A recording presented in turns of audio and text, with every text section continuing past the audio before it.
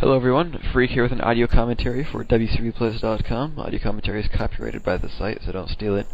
And today I'm doing another human audio. This one it's actually one I was thinking of doing about, I'd say 3 weeks ago or something. And I was like, alright, I'm gonna get rid of you human whiners and do this audio on exactly how you dominate Elf as human. And I'm finally now getting around to doing it. Cherry Eve versus EX Wansang, and I believe this was on ladder, or sorry, no, on LAN. There we go, because it was all part of like this big event. Anyway, the replay started out at the human player's perspective, so just stay at his perspective. Pause at 15 seconds, and then I'll tell you to unpause, and we can go from there. So I'm paused at 15 seconds, and I hope you guys will be soon. Here we go. Let's go ahead and unpause from the 15-second mark in 3, 2, 1, unpause. All right. So basically what's happening here is the human is doing a standard base build. He's building the barracks, building the altar, and he's just doing the standard base build. Base build is obviously very important, and if you have a really good base build, it doesn't even matter if you make a tower, because even if the hero goes in, it's not coming out, and they're going to lose it or burn a TP. Now, I've said this a couple times before, but I'm going to refresh it again. Never TP a level 1 hero unless you're actually going to save your army with it as well, because all you're going to do is burn 350 gold when you could have just paid 170 to revive the thing. I mean, honestly. And also, you're just going to burn your moon wells by healing up the hero, or using a regen scroll or salves, whatever. And it's just not worth it when all you're doing is saving level 1 hero. It's just completely worthless. So just never do it. Anyways, he's doing the standard thing, getting his Archmage started in right now. And spam a couple rally points. Yeah. Doing the normal stuff, so not really much I can tell you. I probably should have started at 1 minute, oh well. Sorry. Here we go. Now, here's an interesting little thing. You can see this wisp right there. As an interesting thing to point out really quick. This is mostly to Night Elf players, but also this will help out everyone else as well. Everyone relies on Night Elf scouting. Like, Night Elf will always scout, because they always do, because they're generally always harassing, right? Or trying to, anyway, or intercept the Blade Master or something. And based on when the Wisp comes into your base, because all Elves seem to scout at the same exact time, depending on when the Wisp comes into your base, you will know where your opponent is. You will know where he spawned. And, I mean, that's just what it is. You will know where they spawn based on their Wisp. So, if it takes a long time, they probably cross-map.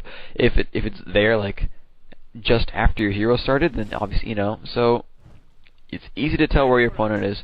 And this is why Night Elf players should also be more erratic with their scouting. Sometimes scout with 1 Wisp, sometimes scout with 2. Just mix it up so that you aren't so predictable and easily scouted, even though your opponent isn't even scouting.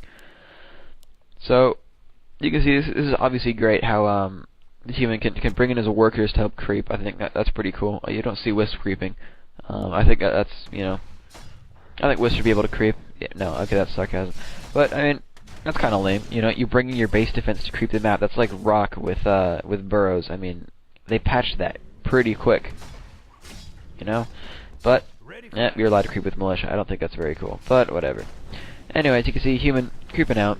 Nothing that the elf can do about it, but, conversely, if an Archmage were to come harass some archers creeping, he'd be able to knock some down, make him run away, use some wells.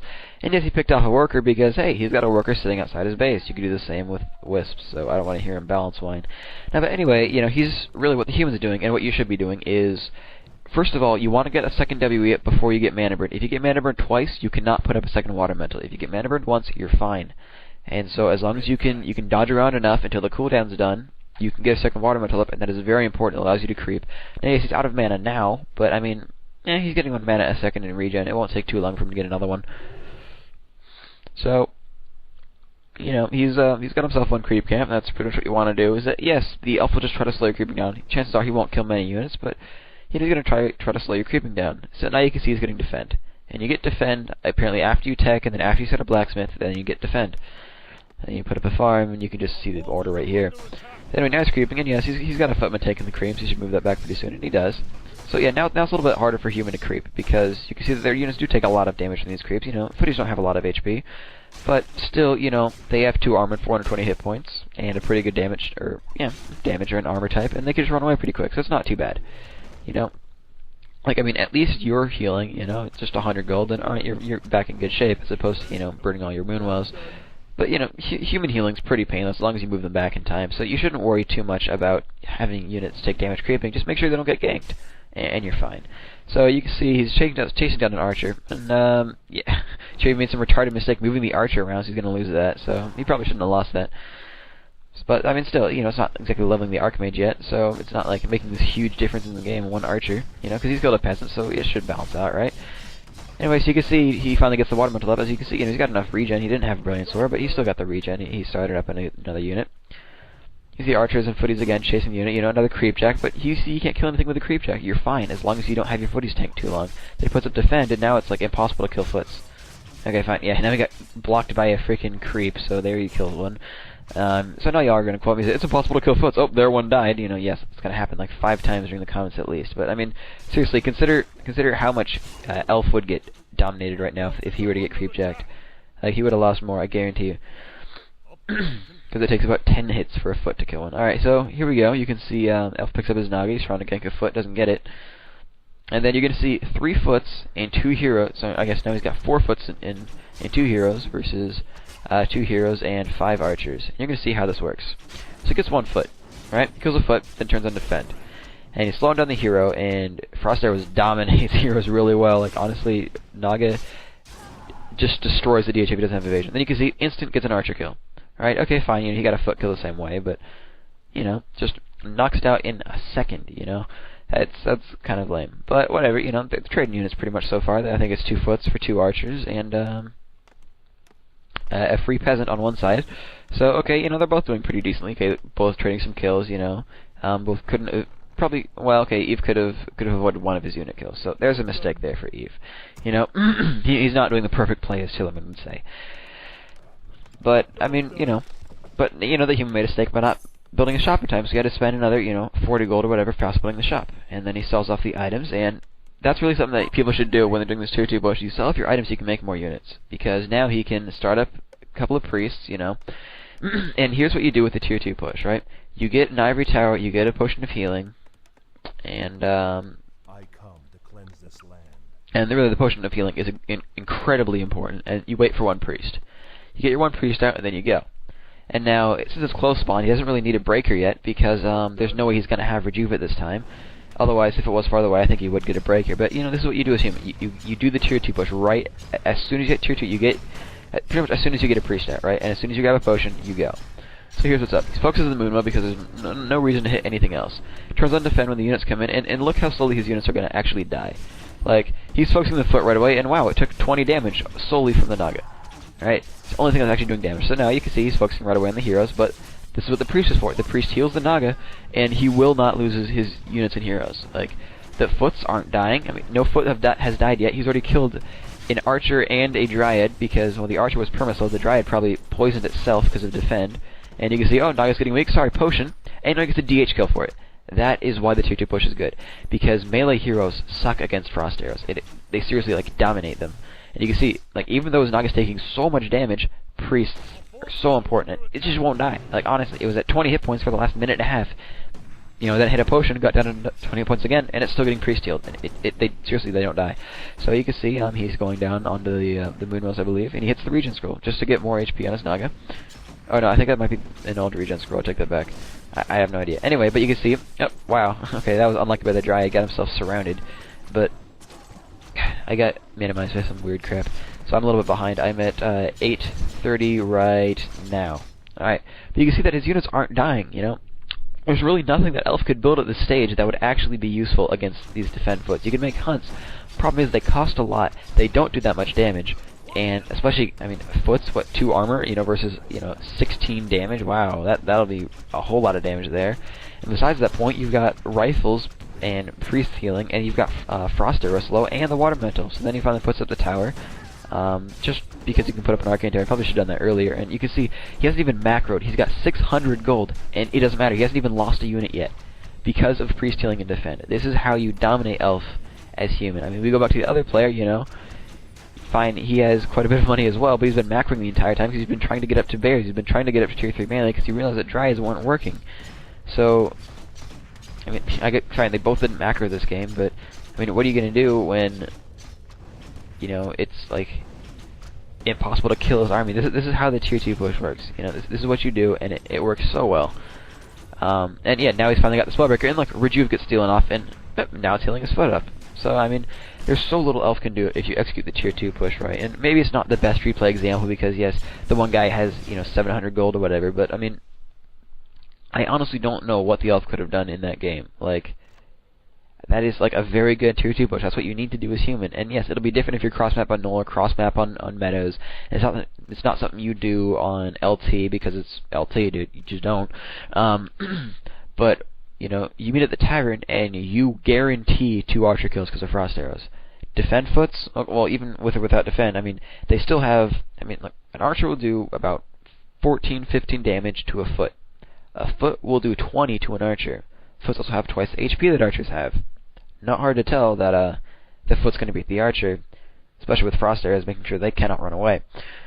And, you know, also with hero chasing, you know, archers have a lot lower HP and armor, and foots are fairly resilient, and you can run them in the base build. Yes, you can heal up archers with the moonwells, but the thing is, moonwells run dry fast if you keep having to use them.